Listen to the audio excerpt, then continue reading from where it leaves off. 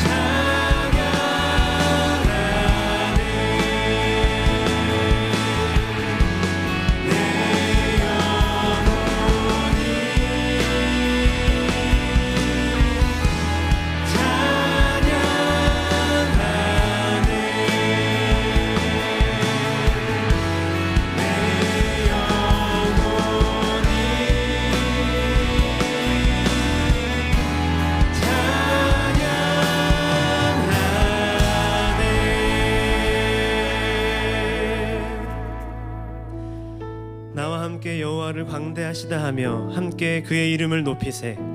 내가 여호와께 간구하매 내게 응답하시고 내 모든 두려움에서 나를 건지셨도다. 아멘. 광대하신 하나님, 이 시간 주님의 이름을 높이며 경배합니다. 우리 부르짖음에 응답하시며 모든 두려움에서 건지시는 그 은혜를 의지하여 이 자리에 섰습니다. 올려드리는 예배와 찬양을 통하여 영광을 받아주시고 주님의 참된 평강으로 우리를 채워주옵소서. 예수님의 이름으로 기도드립니다. 아멘. 주님이 제자들에게 가르쳐주신 주기도문을 공동체 고백으로 올려드리겠습니다.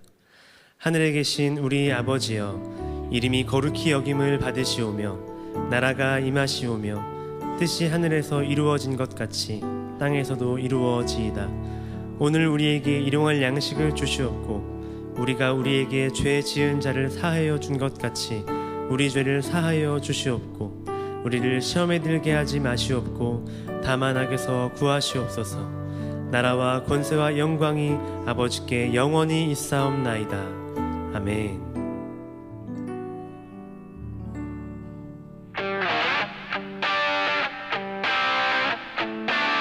우리의 마음을 다하여서 주님의 이름을 높이며 함께 찬양하겠습니다.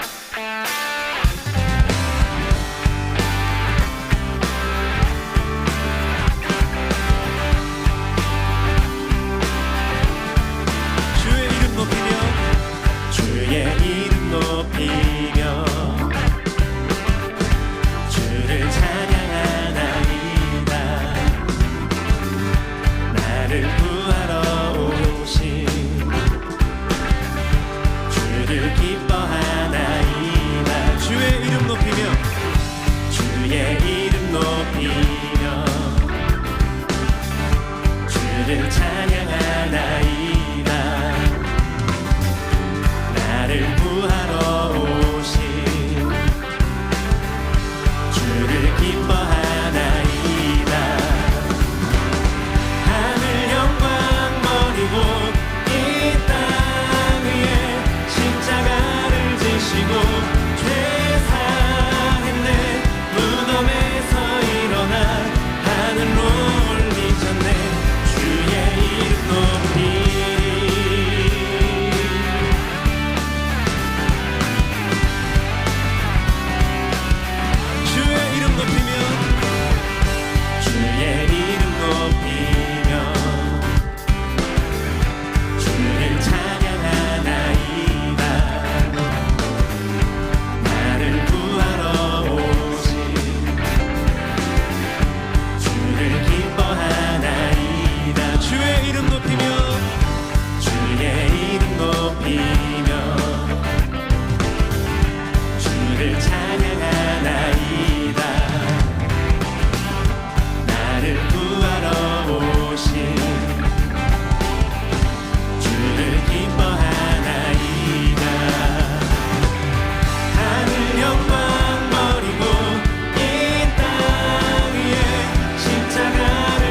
지시고 죄사했네 무덤에서 일어나 하늘로 올리셨네 주의 이름 높이리 하늘 영광 버리고 이 땅 위에 십자가를 지시고 죄사했네 무덤에서 일어나 하늘로 올리셨네 주의 이름 높이리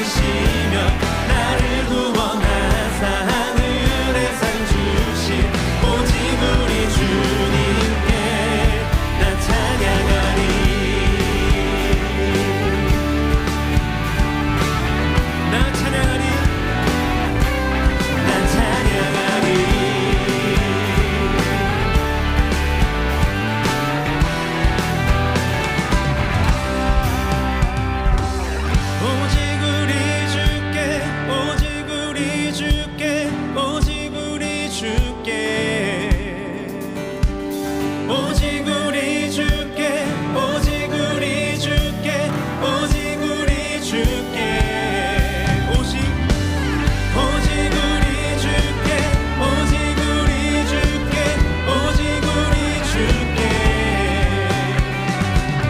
오직 우리 주께 오직 우리 주께 오직 우리 주께 오직 우리 주께 오직 우리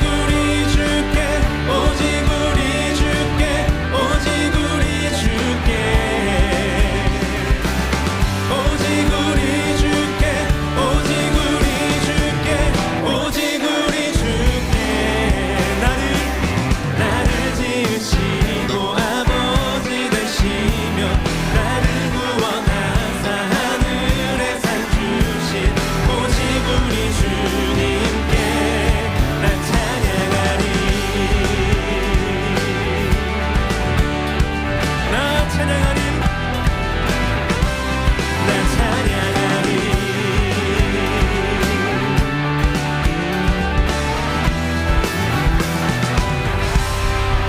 아멘. 찬양받게 합당하신 주님 앞에 영광의 박수 올려드리겠습니다.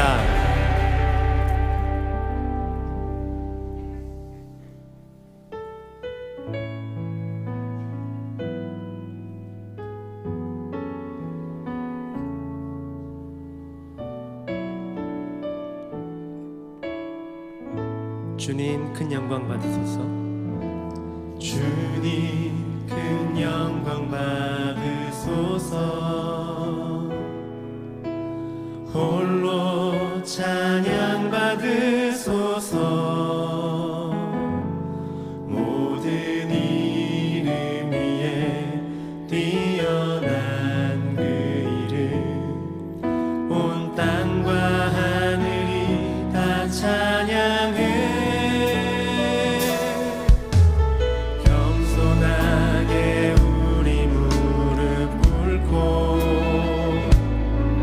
주 이름 앞에 영광 돌리세. 모두 절하세.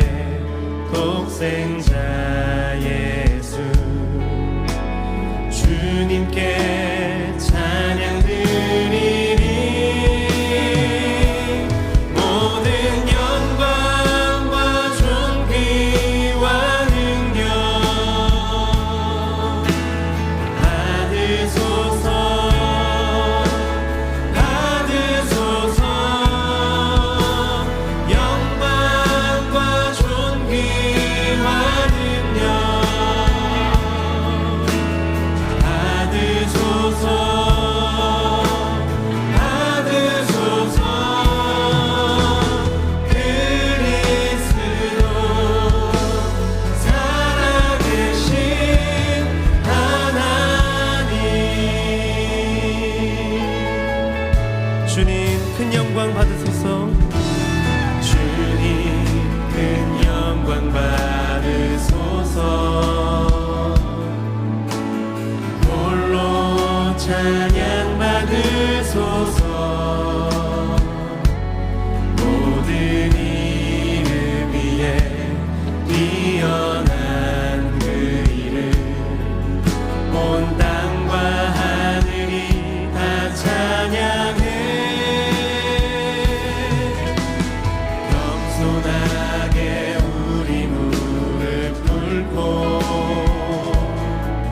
주 이름 앞에 영광 돌리세.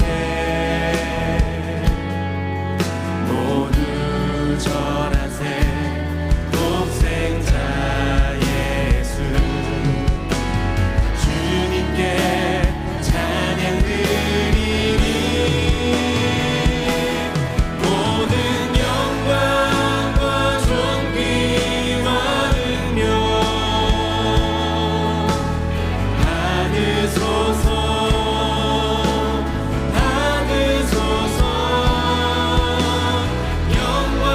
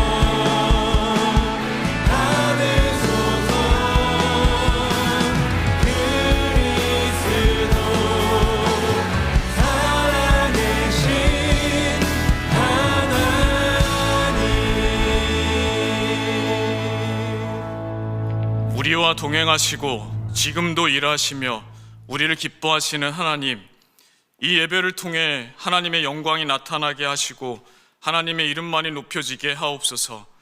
우리가 살아왔던 삶을 돌아봅니다. 하나님의 뜻이 아닌 우리의 뜻을 위해, 하나님의 소원이 아닌 우리의 소원을 위해, 하나님 나라보다는 우리의 영역 확장을 위해 살아왔음을 회개하오니 우리가 살아왔던 삶을 용서하시고 우리의 생각과 시선이 하나님을 향할 수 있도록 이 시간 은혜를 부어주셔서 하나님의 마음을 시원케 해드리는 삶을 다시금 살아갈 수 있는 은혜를 허락해 주옵소서. 떠나야 할 자리를 떠나게 하시고 하나님의 일을 위해 새롭게 준비해 놓으신 자리로 우리를 이끌어 주셔서 우리가 받은 복을 우리가 살아가는 삶의 터전을 통해 흘려보내는 하나님의 사람으로, 하나님의 교회로 쓰임받는 은혜를 허락해 주옵소서.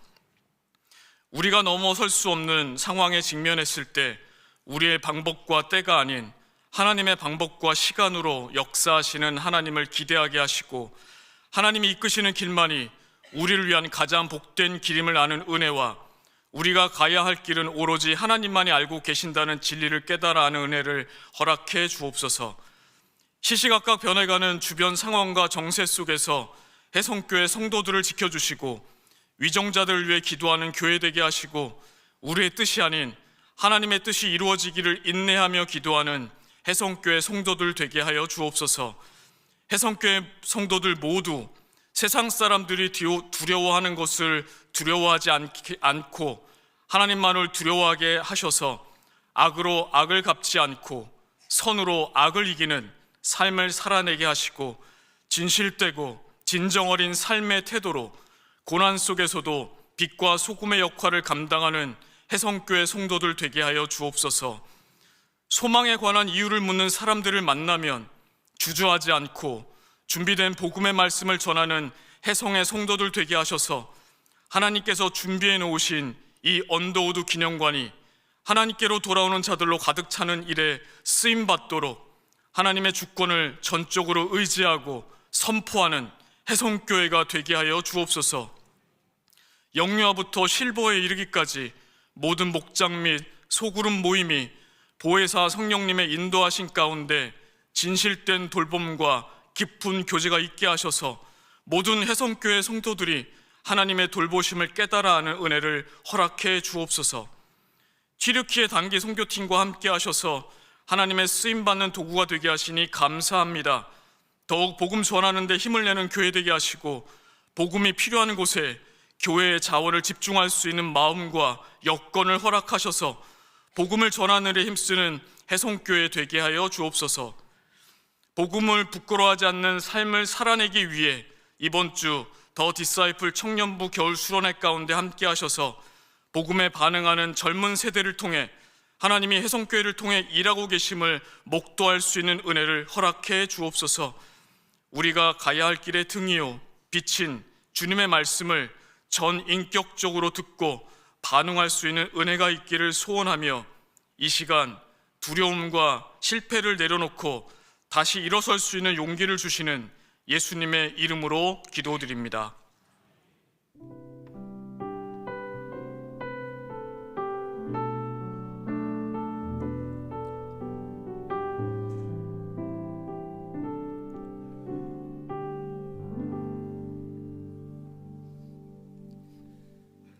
오늘 우리에게 주시는 하나님의 말씀은 베드로전서 3장 18절부터 22절까지의 말씀입니다.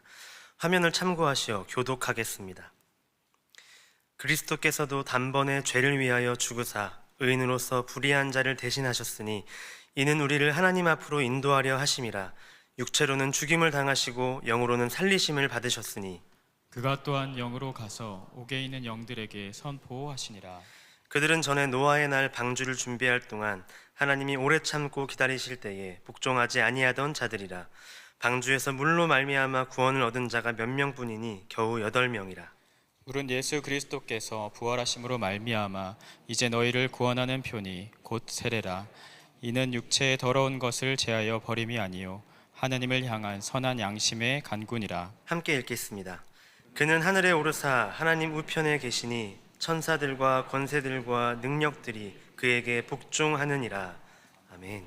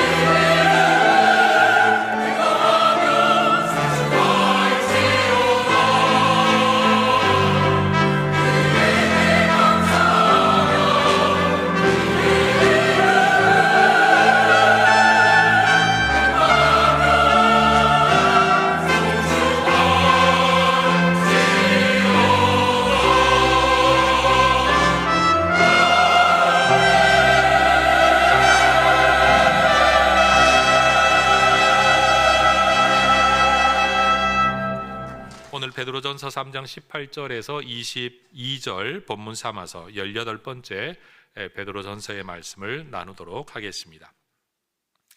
베드로는 성도들을 권면하는 편지를 지금 써내려 가고 있습니다. 그런데 베드로는 예수 그리스도의 삶을 반복적으로 우리에게 언급합니다.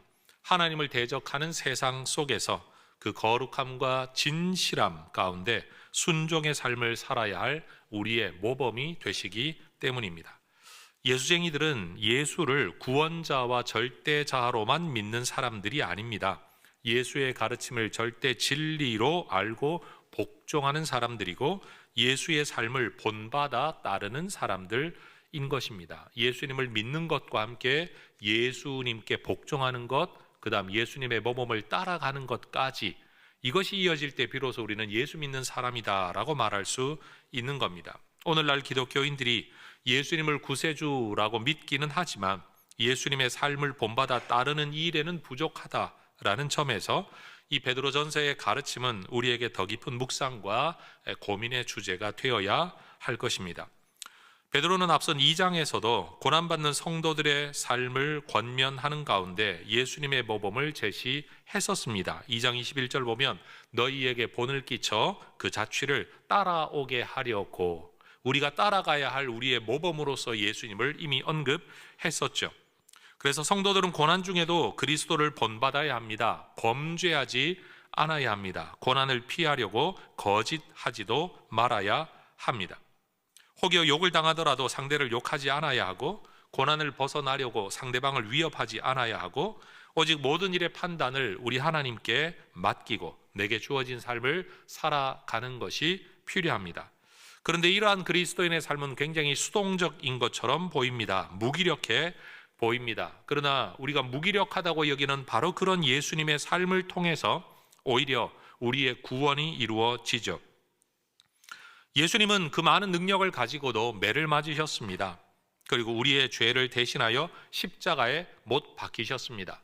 세상에서 억울한 삶을 언급하라고 이야기할 때 예수님만큼 억울한 분이 누가 있겠습니까? 우리야 원인 제공을 조금이라도 했으니 돌려받는 것이지만 우리 예수님께는 아무런 죄가 없지 않습니까? 바로 그것 때문에 우리는 나음을 얻게 되었습니다. 그 결과 우리는 우리의 목자와 감독이 되시는 그리스도와 하나님 앞으로 돌아올 수 있게 되었고, 우리는 이것을 구원이라고 일컫습니다. 오늘 본문 3장에서 베드로는 다시 한번 선을 행함으로 고난당하는 그리스도인들에게 우리가 이 고난을 이겨낼 수 있는 힘이 어디에서 오는가를 언급하면서 또 한번 예수님을 이야기합니다. 2장에서 언급된 그리스도의 이야기는 예수님의 그 고난 덕분에 우리가 구원받았다라는 이야기였습니다. 다시 말해 예수님의 고난의 의미와 가치가 그 희생의 덕분으로 우리가 구원받았다는 데 초점이 있었다는 겁니다. 근데 오늘 본문 3장에서는 그리스도의 고난을 다시 한번 이야기하는데, 우리가 받은 구원과 유익은 2장에서 언급했다면 오늘 3장에서는 그런 순종의 삶을 살았던 예수님이 다시 돌려받은 하나님의 은혜, 예수님께서 받으신 상에 대하여 이야기한다라는 겁니다. 여러분, 순종을 하면 남에게도 유익을 끼치만 순종하는 당사자에게도 유익이 돌아오는 줄로 믿습니다. 따라하십시다. 말씀에 순종하면 나 때문에 남이 복을 받지만 나에게도 복이 주어집니다. 여러분, 이게 믿음의 원칙입니다. 우리가 순종의 삶을 살면 나만 복받는 게 아니라 남도 복되게 합니다. 여러분, 내가 남을 복되게 하는 삶을 살면 남에게만 유익을 끼치고 나는 소모되는 존재가 아니라 하나님이 나도 복되게 하신다. 이게 지금 베드로가 써내려가고 있는 권면의 핵심 주제인 겁니다. 우리가 고난 가운데서라도 믿음의 삶을 살아야 할 이유가 뭐냐? 남에게 유익되기 때문에, 내게도 유익되기 때문에 지금 이 논점이라는 거죠. 여러분, 죽은 인생들, 그리고 죽을 인생들을 살리기 위해 그리스도로 이 땅에 오신 예수님은 자신의 원함이나 자신의 뜻을 뒤로하고 일평생 하나님의 뜻을 따르며 살겠다라는 마음의 결단, 우선순위, 가치관, 이것을 명확하게 하셨습니다. 저는 이것을 선한 양심이라고 말하고 싶습니다. 선한 양심은 단순히 착한 마음이 아닙니다. 삶의 우선순위, 삶의 가치관, 삶의 분별력이 아주 명료한 겁니다. 예수님은 우리를 위한 그리스도의 사명을 다하시기 위해 고난당하시고 십자가에 못 박히셨습니다. 이건 하나님의 뜻을 따르겠다는 선한 양심이 만들어낸 결과, 곧 선한 행실인 것이죠. 특별히 18절 말씀에 단번에 죄를 위하여 죽었다라는 표현이 등장합니다. 단번에. 여러분, 2번 반복할 필요가 없는, 한 번만 해도 충분히 효력이 있는, 우리는 이것을 가지고 신학적 용어로 영단번이라고 이야기를 합니다. 일반 사회에서는 전혀 쓰이지 않는 용어입니다. 영원한 효력을 가지는 단번의 사건, 바로 십자가의 사건인 겁니다. 이 영단번의 개념은 특별히 히브리서가 아주 중요하게 언급하는 내용이기도 합니다. 히브리서 7장 27절을 보면 예수님의 십자가 사건은 날마다 반복되어야 할 제사가 아니라 한 번이면 충분한 제사, 영단번의 제사였습니다. 9장 26절을 보면 이 십자가의 제사는 다시 드려질 필요가 없는 제사, 한 번으로 효력이 충분한 제사였습니다. 히브리서 9장 12절을 보면 이 제사는 짐승의 피가 아니라 하나님의 피로 인간을 대신하는 효력 있는 제사였습니다.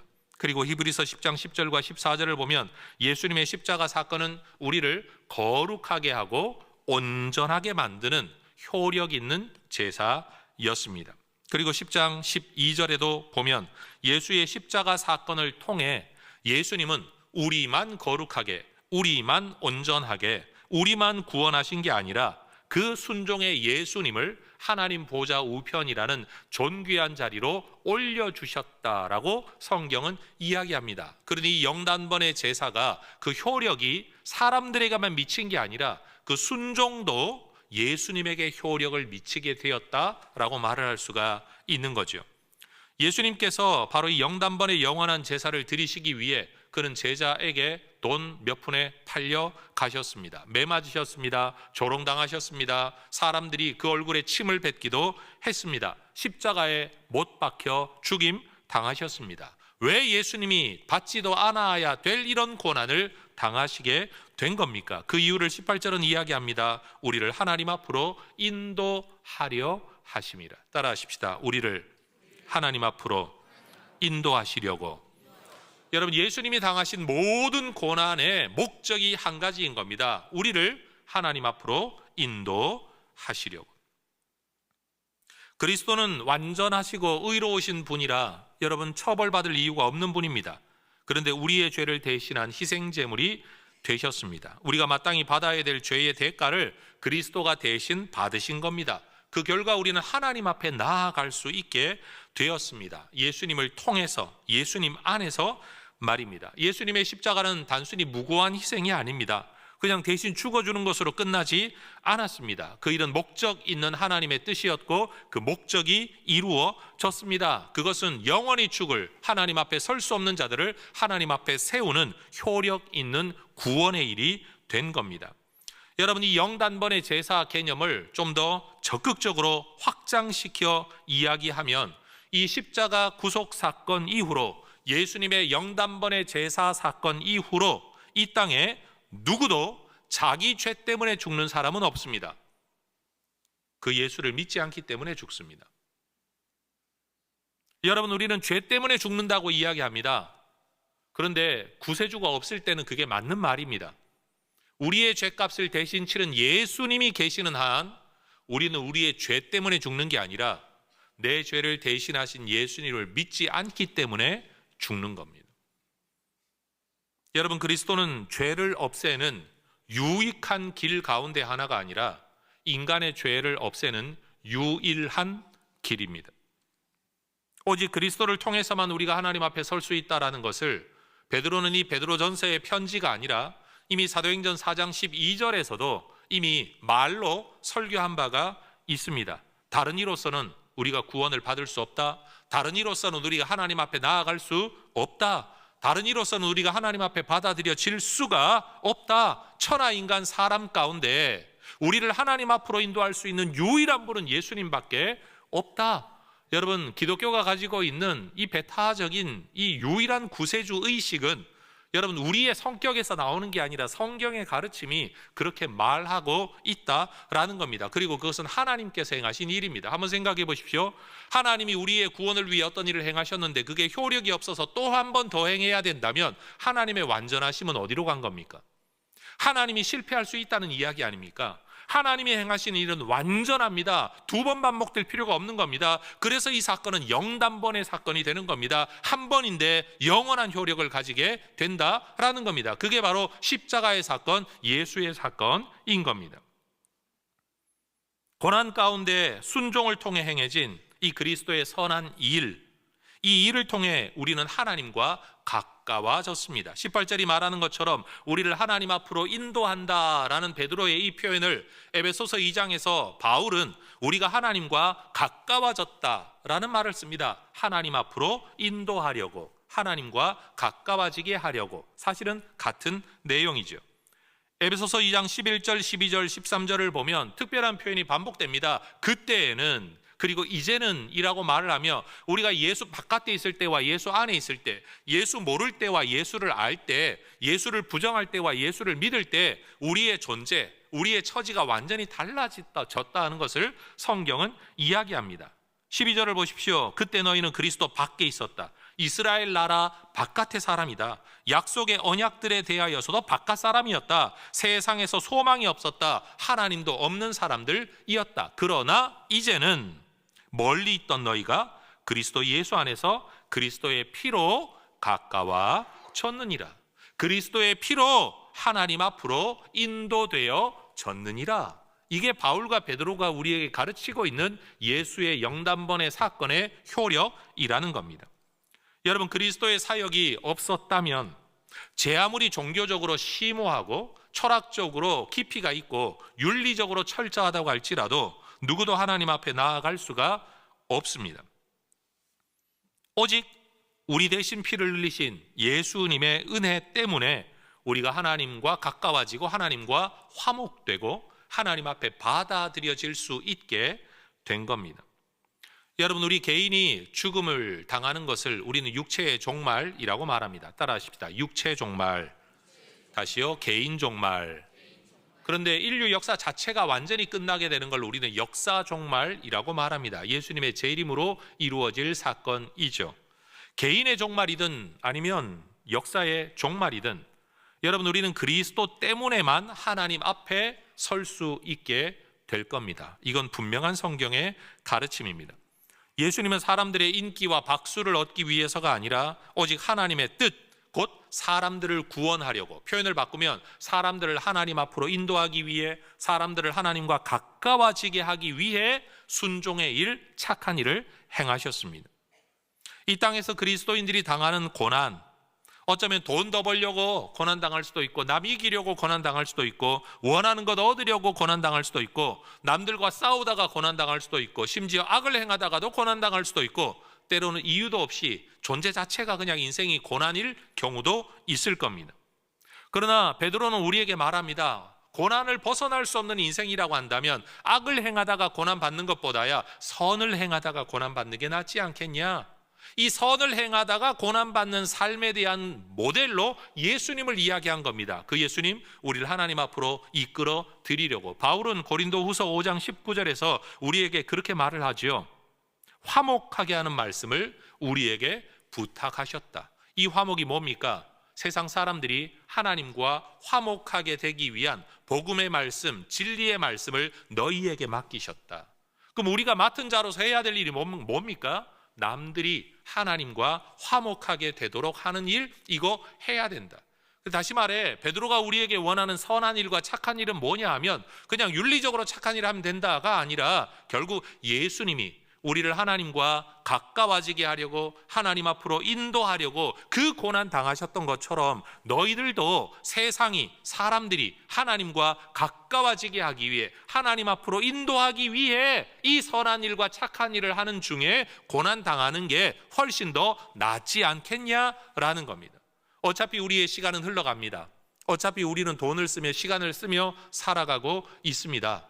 아무 잘못하지 않아도 고난당할 수 있는 인생입니다. 그렇다고 한다면 내 인생의 의미 어디에서 찾을 거냐? 이왕이면 하나님을 위해 돈 쓰고 하나님 위해 시간 쓰고 영혼을 위해 내 에너지를 쏟아 부을 때 그게 하나님 앞에 상이 된다라는 겁니다. 이게 그리스도인이 추구해야 될 삶의 가치, 목적, 세계관이라는 사실입니다. 여러분, 세상에서 이름을 남기기를 원한다라고 한다면 그 이름을 내가 남기는 겁니까? 남이 남겨주는 겁니까? 아무도 자기가 남길 수 없는 겁니다. 내 뜻대로 되어지지 않는 일입니다. 그런데 그 일을 내 뜻대로 해보겠다라고 열심히 산다? 여러분, 이루어진다는 보장 아무것도 없습니다. 여러분, 돈을 얼마를 벌면 만족할 것이고, 얼마의 여행을 다니면 만족할 것이고, 얼마의 쾌락을 누리면 만족할 것입니까? 여러분, 우리가 의미 있는 삶을 베드로의 권면을 따라 살아갈 수 있기를 주의 이름으로 축복합니다. 어차피 인생이 고난이라고 한다면 의를 위해 고난당하고 영혼을 위해 고난당하고 남 살리기 위해 고난당하는 거, 이게 복이 있다, 이게 의미가 있다, 이게 상이 있다. 지금 베드로는 그 이야기를 말하고 싶은 겁니다. 이러한 논지를 전개하는 과정 속에서 베드로가 갑자기 19절과 20절의 말씀을 하고 있는데 이게 우리가 말하는 흔히 역대급 난해 구절입니다. 성경 안에서 풀어 설명하기에 정말 어려운, 정확한 답을 내리기 힘든, 성경 여기저기에서 같은 내용이 많이 등장하면 서로 상호 교차적으로 검증이라도 할 수 있는데 여기에만 딱 등장하니까, 이게 앞뒤 문맥도 없이 갑자기 등장하니까 이걸 뭐라고 설명하기에 너무 힘든 구절인 겁니다. 제가 한번 읽어보겠습니다. 그가 또한 영으로 가서 옥에 있는 영들에게 선포하시니라. 그들은 전에 노아의 날 방주를 준비할 동안 하나님이 오래 참고 기다리실 때 복종하지 아니하던 자들이라. 여러분, 이 구절을 이해하기 위한 핵심 질문은 이겁니다. 그리스도가 언제, 어디에 가서 누구에게 무엇을 말했냐? 이게 지금 질문입니다. 이 질문에 대한 대답이 이 구절에 대한 해석이 될 것입니다. 그런데 여러분, 종교 개혁자이며 탁월한 신학자였던 마르틴 루터조차도 이 구절에 대하여 이런 말을 남겼습니다. 나는 베드로의 말이 정확히 무슨 의미인지 확실히 알지 못한다. 다시 말해, 여러분, 이 성경 아무리 읽고 종교개혁자요, 신학자요, 성경학자인 루터 같은 사람이 아무리 연구하고 들여다보아도 베드로가 진짜 뭘 의미하는지 나 잘 모르겠다. 여러분, 루터가 그 정도 말했으면 저는 오늘 설교 그만해야 됩니다. 그런데 여러분, 이 자료에 대한 여러 학자들의 책을 아무리 뒤져 읽어보더라도 여러분, 이 구절에 대하여 단정적으로 이것이다 라고 말하는 학자는 한 사람도 없습니다. 다 추정할 뿐입니다. 여러분, 억지와 추정으로 성경을 풀려고 하기보다는 모르는 거 모른다고 하고 넘어가는 게 가장 정직한 일일 겁니다. 그런데 문제는 뭐냐? 이 성경 구절 하나 때문에 여러분, 기독교 신학 안에, 캐톨릭을 포함한 기독교 신학 안에 몇 개의 개념이 만들어졌다라는 겁니다. 그냥 모르고 지나갔으면 괜찮은데 지금도 이야기되어지고 있는 몇 개의 신학적 개념이 이 성경 구절 때문에 만들어졌다라는 겁니다. 첫 번째 주제는 뭐냐면 예수님의 지옥 강하라는 주제입니다. 예수님이 지옥에 내려가셨다라는 뜻이죠. 강하, 내려가셨다는 뜻이죠. 바로 성경 구절이 말하는 것처럼 그가 영으로 가서 옥에 있는 영들에게 선포하셨다. 그가 옥에 가셨다. 영들로만 존재하는 그들의 세계에 가셨다. 이걸 예수님의 지옥 강하라고 표현을 하는 겁니다. 여러분, 주 400년경 루피누스라는 신학자가 로마 신경이라는 주해 자료에서 우리가 사도신경에 이런 고백을 하지 않습니까? 그가 장사되셨다가 사흘 만에 부활하셨다 라고 말하는 장사되셨다가 라는 이 구절을, 그런 이 책에서 그가 지옥에 내려가셨다가 라고 언급을 했다고 합니다. 문헌적으로 남아있는 최초의 기록인 거죠. 그런데 여러분, 이런 기록 자체는 성경이 그것을 말하고 있기 때문에 그대로 인용한 겁니다. 우리 장로교의 중요한 신앙의 표준 문서인 웨스트민스터 대교리 문답 50번에서도 동일한 표현을 사용합니다. 질문과 대답을 통해 기독교 신앙을 정리해주는 요약된 책, 질문은 이러합니다. 그리스도께서 죽으신 후 그의 낮아지심은 어떻게 이루어졌습니까? 낮아지심, 예수의 낮아지심을 먼저 질문한 다음 대답은 이러합니다. 그리스도께서 죽으신 후 그의 낮아지심은 장사됨과 죽은 자의 상태를 계속하시고 제3일까지 사망의 권세 아래 계신 것, 그게 예수의 낮아지심인데 이를 다른 말로 그가 지옥에 내려가셨다라고도 표현한다고 정리되어 있는 겁니다. 여러분, 예수님이 십자가에서 죽임을 당하신 건 육체만 죽임 당하신 겁니다. 이해되시죠? 십자가에 못 박는다고 영혼이 죽는 건 아니지 않습니까? 영혼은 살아 계신 겁니다. 그런데 육체로 죽임 당한 주님이 3일째 부활하실 때까지 그럼 어디 가 계셨냐는 거예요. 결국은 죽은 자들의 처소인 음부라고 일컬어지는 어떤 곳에 계셨다라고 인정할 수밖에 없는 거죠. 그리고 거기에서부터 사흘째 되는 날 육체로 부활하신 겁니다.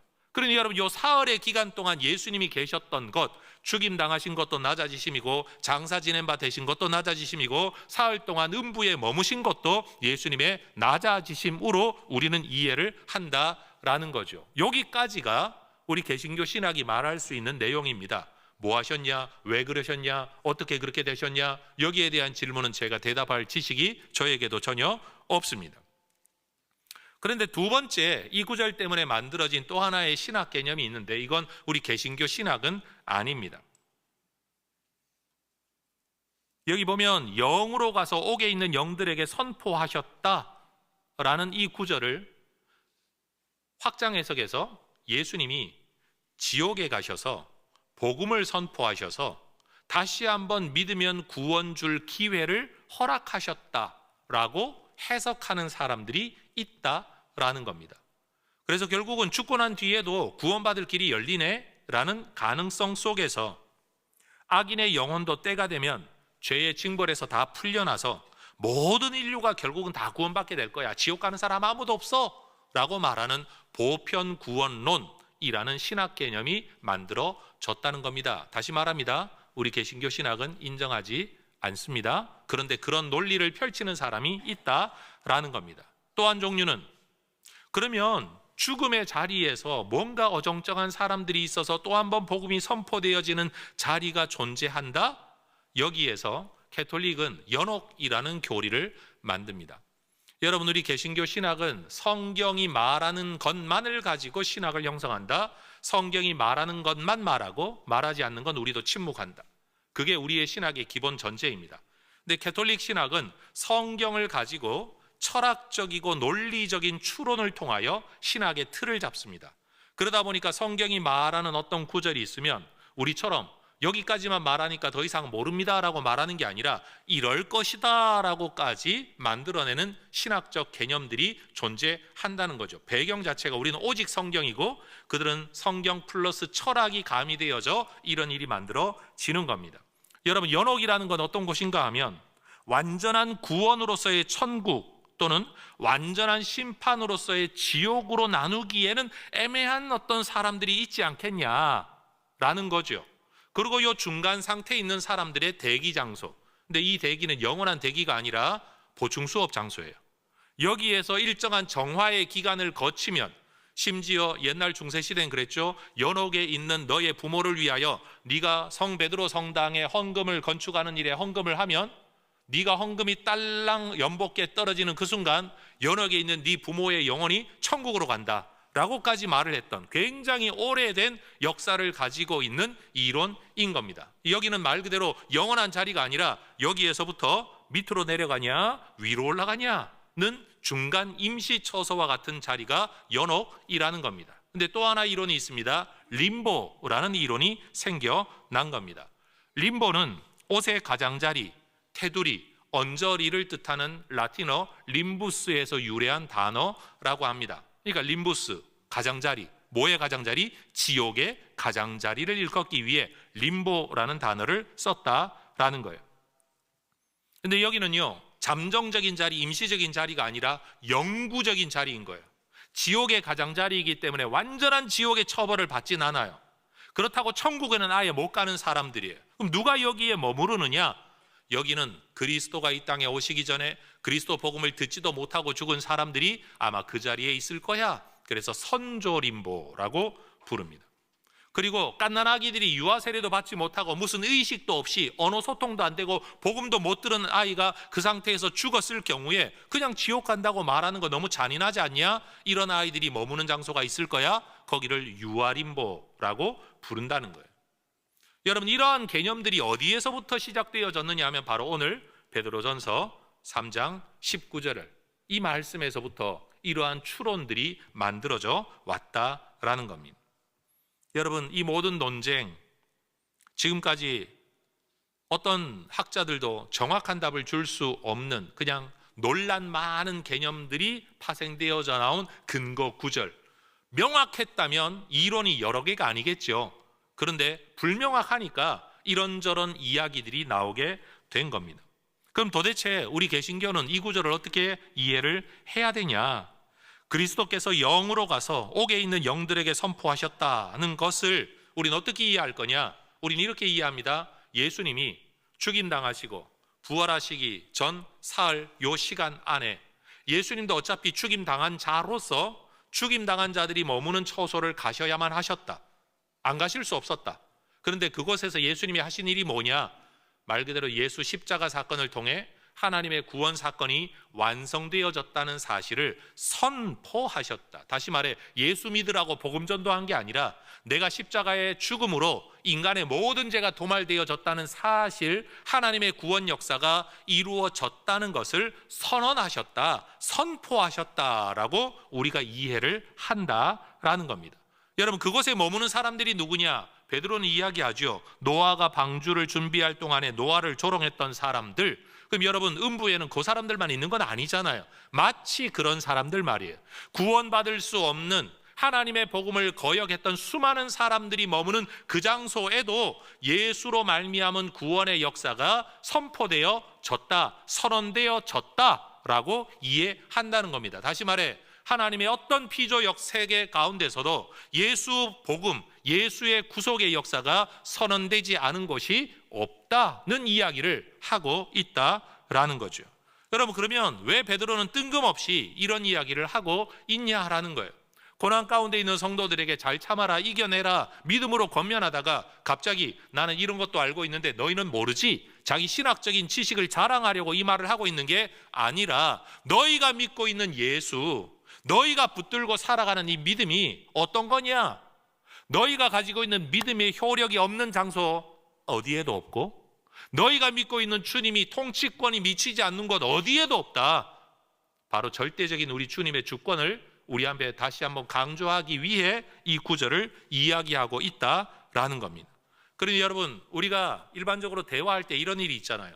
어떤 주제를 가지고 계속 대화를 나누다가 내가 뭔가를 설명하려고 내 머릿속에 떠오르는 개념 하나, 단어 하나 표현을 했는데 갑자기 상대방이 지금 이 대화의 논지에서 벗어나 내가 사용한 표현 하나를 붙들고 늘어질 때, 이럴 때 우리는 꼬투리 잡는다, 이런 말을 잘합니다. 그 단어 표현 하나만 붙들고 늘어져서 갑자기 대화가 이쪽으로 가다가 저쪽으로 흘러가게 될 때, 여러분, 이건 정당한 대화, 올바른 대화나 토론법이 아닌 거지요. 지금 뭘 말하려고 했고 무슨 주제를 말하고 있는가를 놓치지 않아야 되는 겁니다. 다시 말해 오늘 본문의 구절이 얼마나 해석하기 어려운 구절이든지 상관없이 지금 베드로가 무슨 이야기를 앞뒤에서 하고 있는가를 살펴보면, 뭔지는 정확히 모르지만 그 목적 때문에 했구나, 그 말을 보충 설명하려고 이야기했구나라는 건 우리가 분명히 알 수 있을 겁니다. 그게 뭡니까? 너희들의 고난 가운데 견디고 이기는 것이 의미가 있다라는 거죠. 그러면서 여러분 20절의 말씀을 보면 물이라는 개념이 등장합니다. 노아 이야기를 했었기 때문에 방주에서 물로 말미암아 구원 얻은 자가 몇 명뿐이다, 겨우 8명이다, 적다라는 것을 강조하는 표현인 거죠. 하나님의 구원의 선포가 이루어져도 사람들이 안 믿는다, 믿는 사람 극소수이다. 그리고 노아도 결국 120년 동안이나 이 배를 지으면서 박수받고 칭찬받고 격려받은 게 아니라 조롱당했다, 소수이다, 다시 말해 고난받는 삶을 살았다, 그 이야기를 하고 있다라는 겁니다. 동시에 물이라는 개념을 통해 뭘 말하려고 하는 겁니까? 여러분, 노아 시대의 대형수는 하나님을 믿지 않는 자들에게 대한 심판의 도구인 거죠. 그러나 노아와 그의 가족들에게는 물 가운데서 구원을 받았습니다. 여러분, 심판 중에도 구원이 있었습니다. 동일한 사건이 하나 있죠. 홍해바다 사건 말이에요. 출애굽한 이스라엘 백성들이 홍해바다 앞에 섰을 때 그들에게는 길이 없었습니다. 근데 하나님이 길을 내십니다. 그들에게는 구원의 길이었습니다. 그러나 하나님을 대적하는 이집트의 병사들에게는 그것이 심판의 길이었습니다. 하나님은 이스라엘 백성들을 위하여 물 가운데 길을 내셨는데, 여러분, 하나님을 대적하는 사람들에게는 그 물이 심판의 물이 된 겁니다. 그러니 여러분, 오늘 우리 가운데도 베드로가 우리에게 말하고 싶어하는 핵심 주제는 이겁니다. 세상의 고난이 그냥 물이 아니다. 누군가에게는 고난의 물일 수도 있지만 누군가에게는 그게 구원의 물이 될 수도 있다. 너는 이걸 피해야만 되는 거로 생각할 수 있지만 누군가는 그 위에 물을 걷는 사람도 있을 수 있고 물을 가르는 사람이 있을 수도 있고 하나님의 역사가 너희와 함께한다, 그 이야기를 하고 싶은 겁니다. 여러분, 그때처럼 이제 그리스도의 고난의 사건, 즉 십자가에서의 대속의 죽음 사건과 부활로 인해 이 물이라는 개념이 굉장히 다층적인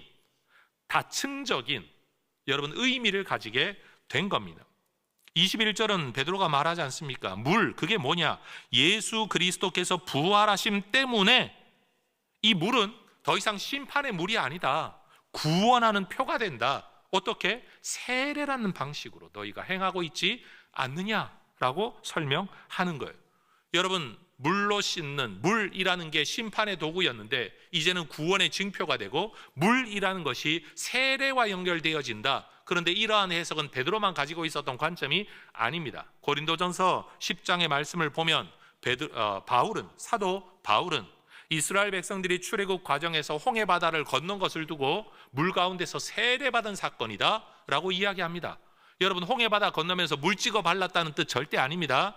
여러분, 우리가 실질적으로 하는 행동으로서의 세례를 말하는 게 아니라 물 가운데서 죽어야 할 자가 살아나게 되었다는, 하나님의 은혜로 살아났다는, 이거야말로 세례가 가지고 있는 본래적 의미다라고 바울이 해석을 했다라는 겁니다.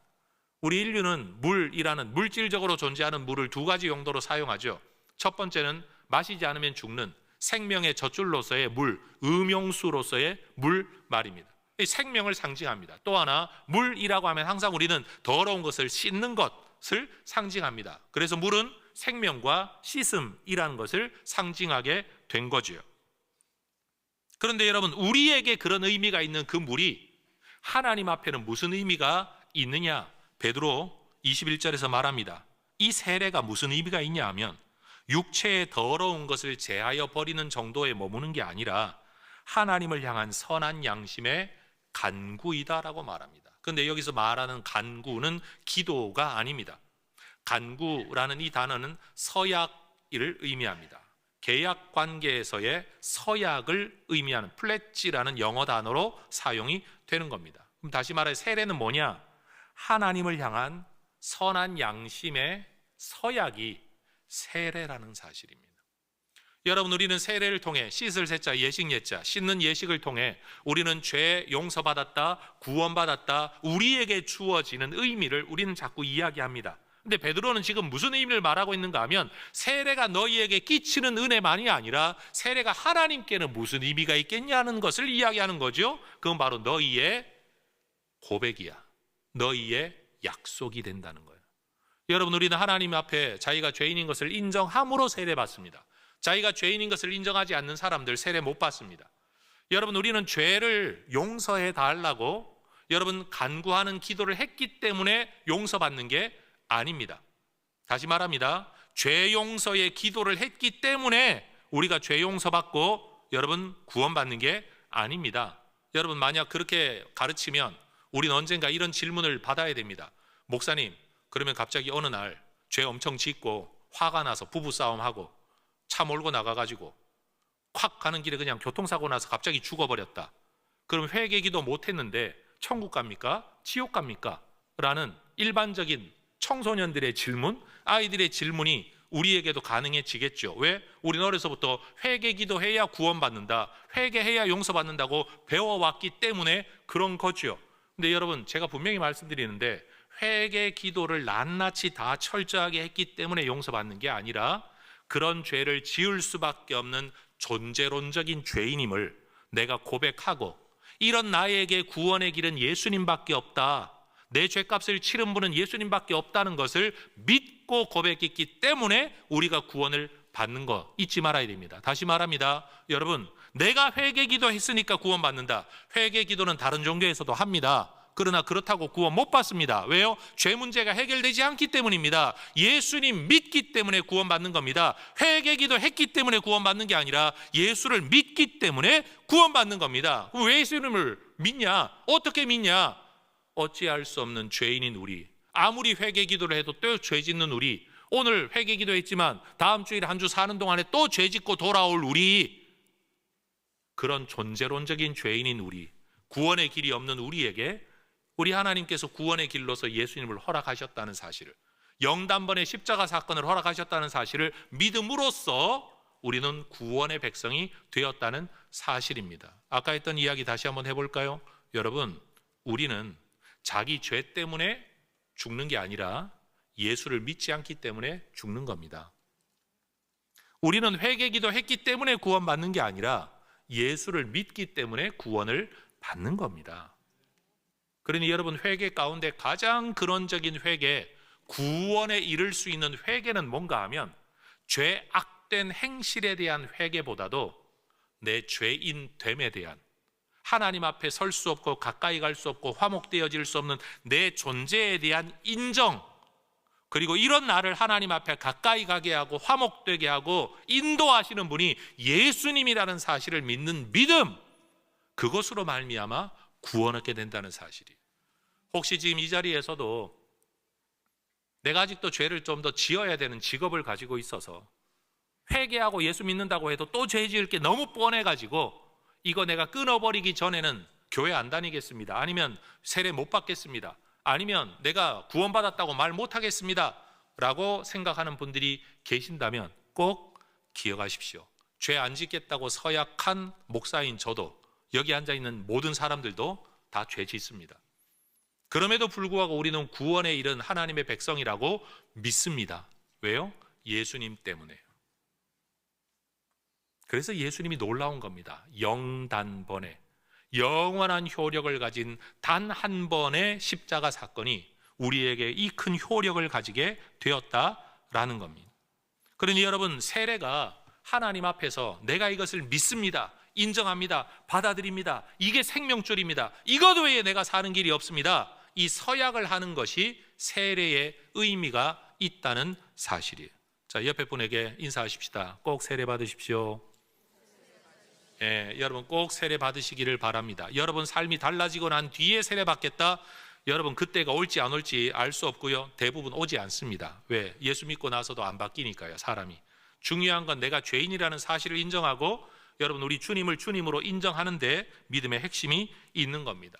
여러분, 이런 예수님을 우리에게 허락하신 우리 하나님, 그 하나님이 어떤 분이십니까? 그 하나님이 예수님께 어떻게 행하셨습니까? 18절의 말씀을 보면 예수님은 육체로 죽임을 당하시고 영으로는 살리심을 받았습니다. 여러분, 이 육체의 죽임, 예수님도 원치 않았던 일입니다. 그러나 아버지 뜻이기 때문에 순종했던 일입니다. 순종하는 종 예수님을 하나님은 고난으로 이끄셨습니다. 말 그대로 애꿎은 고난으로 이끄셨습니다.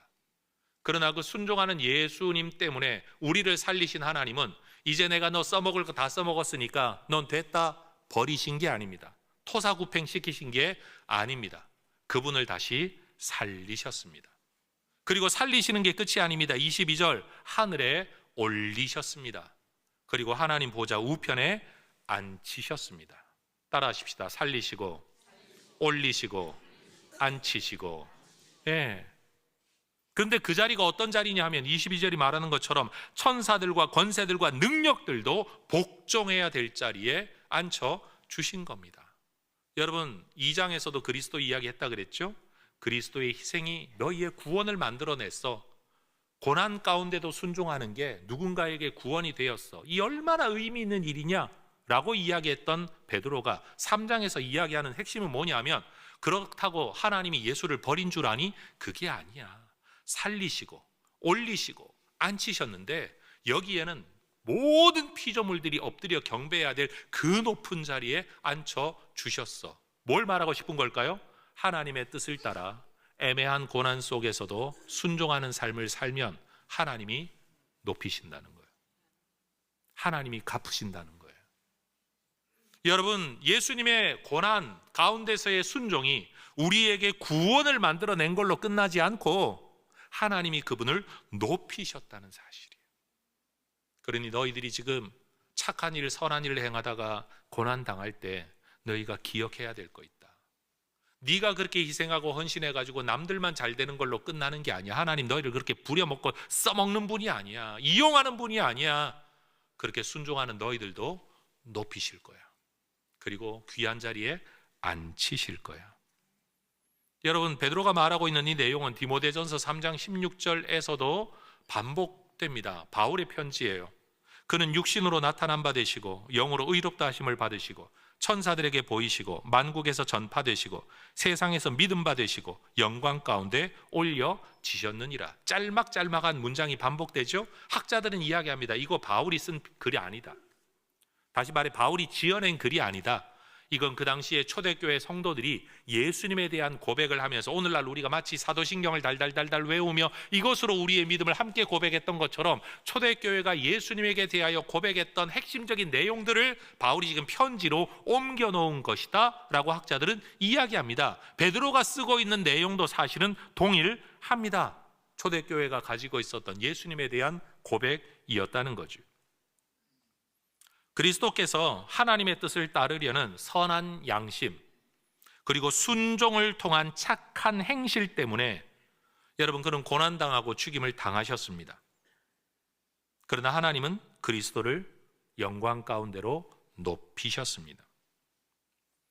여러분 그렇게 높아지신 주님은 다시 세상의 심판자로 이 땅에 오실 겁니다. 요한계시록 1장 7절은 분명히 말합니다. 그를 찌른 자들도 그를 보게 될 거야. 그에게 침뱉은 자들도 그를 보게 될 거야. 여러분 그를 재판한 빌라도도 그를 보게 될 거야. 그를 팔아넘긴 유다도 그를 보게 될 것이고 십자가에 못 박으라고 외쳤던 군중들도 그 예수님을 보게 될 겁니다. 그들이 그때 거역하며 조롱하며 핍박했던 그때 모습하고 여러분 재림하시는 예수님의 모습은 천양지차죠. 완전히 다른 분이죠. 우리나라 문화 개념에는 이게 이해하기가 좀 수월합니다. 여러분 문전박대당한 거렁뱅이가 어느 날 갑자기 암행어사가 되어 내 앞에 나타나 나를 재판하는 자로, 그것도 자기 권세가 아니라 왕의 권세를 가지고 나를 재판하는 자로 내 앞에 서는 모습, 분명 거렁뱅이였습니다. 그런데 어사로 오는 겁니다. 여러분 분명 죄인의 모습으로 별 볼 일 없는 촌동네 사람으로 왔던, 여러분 신성을 모독하는 자라고 여김받아 죽였던, 조롱했던, 채찍질했던 그 예수가 여러분 우리의 구세주로 오시게 될 거라는 겁니다. 왜 이런 일이 있느냐? 하나님이 그를 높이셨기 때문이다. 높이셨기 때문이다. 그러니 여러분 오늘 본문의 내용은 신학적으로 해석하기는 참 애매하고 어려운 구절을 담고 있긴 하지만 여러분 베드로가 말하려고 하는 핵심 주제는 아주 명료합니다. 그리스도 십자가로 말미암아 고난으로 말미암아 고난 중에 순종으로 말미암아 너희가 구원 얻었다. 2장 3장에서는 그 순종하는 그리스도를 하나님이 높이셨다. 그럼 너 이제 어떻게 살아야 되냐? 바로 그 이야기예요. 너희 어떻게 살아야 되냐? 너희의 고난을 통해 누군가를 하나님 앞으로 인도하도록 살아라. 그러면 하나님이 너희를 높이실 거다. 여러분 노아의 때나 출애굽의 때나 예수님의 때나 현재나 다 마찬가지입니다. 노아가 방주를 만들고 있을 때 절대 다수는 이 모든 걸 다 비웃었습니다. 그렇죠? 그러나 노아가 그 일을 성실하게 감당하는 것은 그 자체가 고난이었고 그 자체가 순종이었고 사실은 그 자체가 세상을 향한 하나님의 메시지였습니다. 심판이 임한다. 그러니 누구도 노아 앞에 부정할 수가 없는 겁니다. 나 몰랐다, 하나님이 심판할 줄 몰랐다, 이 말 할 수 없는 겁니다. 그것도 한두 해 한 게 아닙니다. 120년이나 배를 지었습니다. 쟤 지금 무슨 짓 하고 있는 거야? 흔히 세상에서 말하는 뻘짓 하고 있다 라고 말하는 그 모습이 사실은 하나님의 메시지였던 겁니다. 예수님도 마찬가지 아닙니까? 죄 짓지 않은 저분이 왜 저기 매달려야 되냐? 뭘 잘못했나 보지가 아니라 아니 그분은 죄가 없는데, 그분 능력이 있는데, 말 한마디로 죽은 자를 살리는 그분이 왜 저기 저렇게 매달려 있지? 이해가 안 되네? 이해가 안 된다라고 생각하는 그것이 바로 메시지인 겁니다. 하나님께서 이 세상에 전하는 메시지 말입니다. 여러분 우리도 마찬가지입니다. 이 세상 속에서 굳이 그렇게 살 필요가 없는 사람들이, 저런 대접 받아야 될 이유가 없는 사람들이 고난 가운데 사랑과 선행으로 살아가는 모습은 그 자체가 선지자적 메시지, 그 자체가 복음 전도의 메시지가 될 줄로 믿습니다.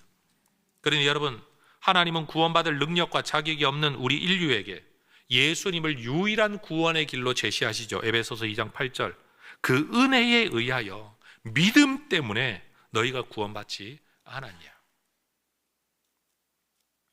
그렇기 때문에 인간의 어떤 노력으로도 구원에 이를 수 없는 우리가 믿음 때문에, 세례 때문에 구원받은 길이 열려진 겁니다. 그것처럼 우리가 세상 가운데 전해야 될 메시지가 무엇이냐라는 거죠. 여러분, 우리의 삶이 세상을 향한 메시지가 될 수 있기를 축복합니다. 옆에 분을 이렇게 축복하며 인사하십시다. 노아처럼 사십시다. 노아의 존재 자체가, 노아의 행위 자체가, 노아의 삶 자체가, 120년 동안의 뻘짓 자체가 세상을 향한 하나님의 메시지였습니다. 예수님의 십자가가 이 세상을 향한 하나님의 메시지인 겁니다. 여러분, 오늘 우리 굳이 왜 그런 고난 당해야 돼? 세상과 좀 편승해서 가면 편하게 살 수 있어, 잘 살 수 있어, 그런 고난 당하지 않을 수도 있어. 그런 우리가 믿음의 길을, 착한 행실, 착한 양심 속에 살아가는 이 모습 때문에 고난을 겪는 이 자체가 세상에게는 메시지가 될 겁니다. 그런데 여러분, 이 일을 통해 누군가는 유익을 얻게 될 것이고 우리는 높임받게 될 거라는 사실, 여러분 기억하시기를 축복합니다. 고난 가운데 순종은 나를 복되게 하고 남을 복되게 합니다. 하늘의 복을 받아 세상의 복이 되기를 원하는 혜성교회 성도들이라면 이게 어떤 방법으로 이 복이 이루어지는가를 깨달아야 됩니다. 고난 가운데 순종하는 삶을 통해 누군가가 복을 받게 될 거다. 그런데 하나님은 그런 나를 부려먹고 버리시는, 토사구팽하시는 분이 아니라 나를 높이실 거다. 내게도 복을 주실 거다. 그러니 베드로의 권면을 우리 모두가 들을 수 있으면 좋겠습니다. 악을 행함으로 고난당하지 말고 선을 행함으로 고난당하는 게 맞지 않냐. 그게 그리스도인의 삶이지 않냐. 여러분, 우리 모두 이 길을 걸어갈 수 있기를 주의 이름으로 축원합니다. 기도하겠습니다. 하나님, 어떻게 살더라도 피할 수 없는 인생의 고난, 악을 행함으로 고난받는 인생 되지 않기를 원합니다. 무의미한 고난, 그저 견뎌내고 이겨내는 사람 되지 않기를 원합니다. 오히려 사람들을 하나님께로 인도하는 선한 행실 가운데 고난이 있더라도 이것을 이겨내는 자들 되어 저들도 복을 받을 뿐만 아니라 우리도 하나님께서 높이시는 은혜를 누리는 복된 하나님의 백성들 되게 하여 주시옵소서. 예수님의 이름으로 기도합니다. 아멘.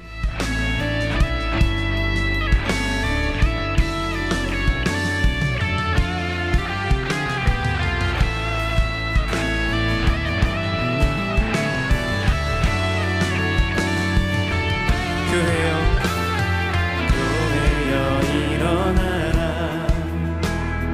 주께서 부르시니 두려움과 실패 내려놓고 교회여 일어나라. 교회여 일어나라. 주께서 보내시니 우릴 부르신 삶의 자리에서 교회여 일어나라. 우린 세상의 빛, 하나님의 편지, 주의 교회를 통해 세상이 주를 보리라. 일어나라. 아버지 사랑으로, 아버지 능력으로 서로 하나 되어 그 빛을 비추라. 교회여 일어나라.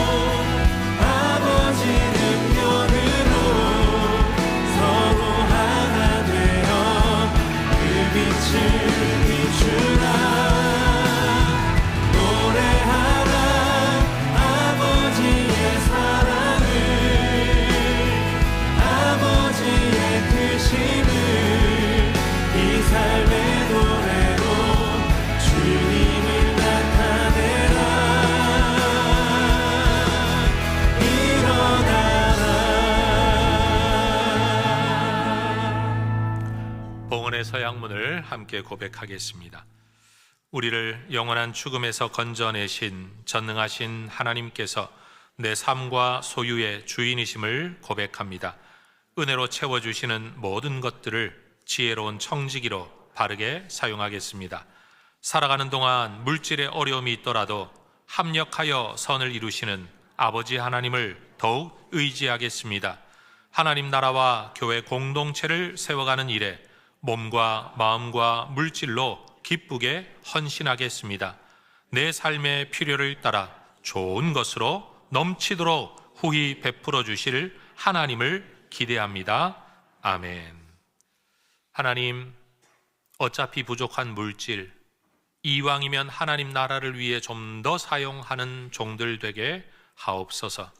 어차피 흘러가는 시간, 하나님을 위해 사용할 줄 알게 하시고, 어차피 받는 스트레스, 이왕이면 영혼 구원을 위하여 받게 하시고, 어차피 당하는 고난, 선한 일을 행하다가 받는 고난 되게 하셔서 누군가에게도 유익을 끼치고 우리에게도 유익이 되는 지혜로운 삶을 살아가는 하나님의 종들이 되게 하옵소서. 고난에 함몰되어져서 고난 때문에만 힘들어하는 자들 되지 않게 하시고, 고난의 이유와 목적, 그것이 내게 가져다 줄 유익을 생각하며 이겨내는 종들이 되게 하여 주옵소서. 물질을 주님 앞에 올려드립니다.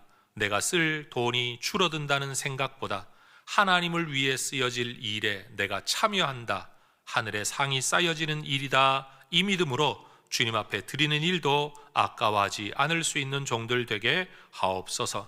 내 쓸 것도 부족한데 남을 어떻게 주냐가 아니라 남을 위해 작은 것이라도 사용하여 그의 마음을 기쁘게 하고 위로가 되게 한다면 이것이 하늘의 상이 되어 내게 베풀어질 것을 믿고 쓸 줄 아는 하나님의 종들이 되게 하여 주옵소서. 예수님의 이름으로 기도하오며, 우리를 위해 자신을 내어주신 고난당하신 주 예수 그리스도의 은혜와 그 그리스도를 높이신 우리 아버지 하나님의 사랑하심과 그와 함께하여 이 모든 일을 진행하시고 우리에게도 아버지의 일을 행하고 계신 성령 하나님의 충만한 역사하심이 하늘나라 영혼의 구원, 사람들을 하나님께로 가까이 인도하기 위한 일로 고난당하더라도 이것을 하늘의 상으로 알고 기꺼이 이겨내기로 작정하는 우리 모든 믿음의 백성들 위에 이제와 영원토록 함께 있을지어다. 아멘.